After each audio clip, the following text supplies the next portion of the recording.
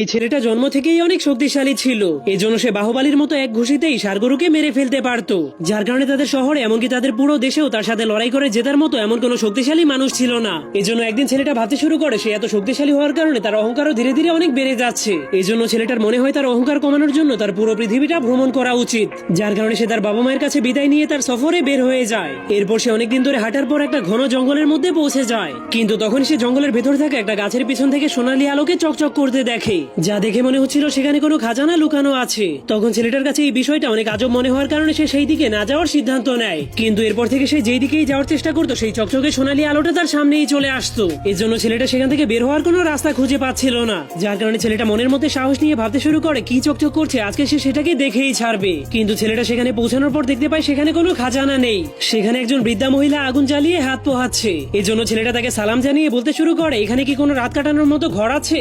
যা শোনার পর বৃদ্ধা মহিলা অনেক খুশি হয়ে বলে হ্যাঁ অবশ্যই আছে, তুমি আমার ঘরে থেকে রাত কাটাতে পারবে, কিন্তু তুমি রাতে ভুলেও ঘর থেকে বের হতে পারবে না, কারণ এখানে রাতের বেলা অনেক ভয়ঙ্কর ভয়ঙ্কর রাক্ষসেরা চলে আসে যারা মানুষদেরকে মেরে কাঁচা খেয়ে ফেলে। তখন ছেলেটা তার কথায় রাজি হয়ে জঙ্গলের ভেতর থাকা ছোট্ট একটা ঘরের মধ্যে চলে যায়, কিন্তু যখনই সে ঘুমাতে যাবে তখনই বাইরে থেকে রাক্ষসের অনেক ভয়ঙ্কর ভয়ঙ্কর শব্দ আসতে শুরু করে, কারণ রাক্ষসেরা সেই ছেলেটার মাংস খাওয়ার জন্য পুরো ঘরটাকে চারপাশ থেকে ঘিরে ফেলেছিল।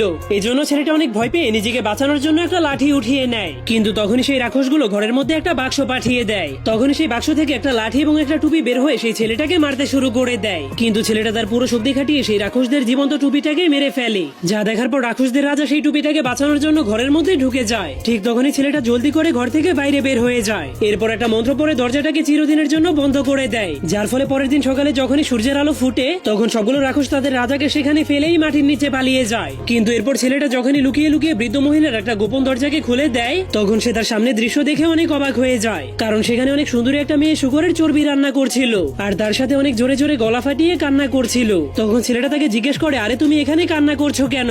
তখন মেয়েটা তাকে বলে আমাকে এই বৃদ্ধ ডাইনি বুড়ি এখানে আটকে রেখেছে, সে চাইছে তার মৃত্যুর পর আমি এখানকার ডাইনি বুড়ি হয়ে তার দায়িত্ব পালন করি। কিন্তু মেয়েটা তার কথায় রাজি না হয় সেই ডাইনি বুড়ি শাস্তি হিসেবে তাকে শুকরের চর্বিগুলো রান্না করতে দিয়েছে, যাতে করে সে মেয়েটাকে সেই তেলগুলোর মধ্যে ভাজি করতে পারে। তখন ছেলেটা তাকে বলে তুই কোনো ভয় পাবি না, আমি এখন সেই ডাইনি বুড়িকে উচিত শিক্ষা দিব। কিন্তু আসল ঘটনা হলো সেই বৃদ্ধ মহিলাটাই হলো সেই ডাইনি বুড়ি। ঠিক তখনই সেই ডাইনি বুড়ি এসে মেয়েটাকে বলে আমি তোকে শেষবারের মতো সুযোগ দিচ্ছি, তুই আমার মতো ডাইনি বুড়ি হয়ে যা, না হলে কিন্তু আমি তোকে এই গরম তেলের মধ্যে ভাজি করে খেয়ে ফেলবো। কিন্তু মেয়েটা রাজি না হওয়ার কারণে ডাইনি বুড়ি অনেক রেগে মেয়েটাকে তেলের মধ্যে ফেলে দেওয়ার চেষ্টা করতে শুরু করে। ঠিক তখনই সেই ছেলেটাই সে ডাইনি বুড়ির পাগুলোকে ধরে তাকে সেই গরম তেলের মধ্যে ফেলে দেয়। এরপর সেই ডাইনি বুড়ি লুকিয়ে রাখা সবগুলো সোনা এবং রূপা নিয়ে সেখান থেকে চলে যাওয়ার পর তারা দুইজন বিয়ে করে নেয়। আর পরে কি হবে তা তো আপনারা অবশ্যই জানেন।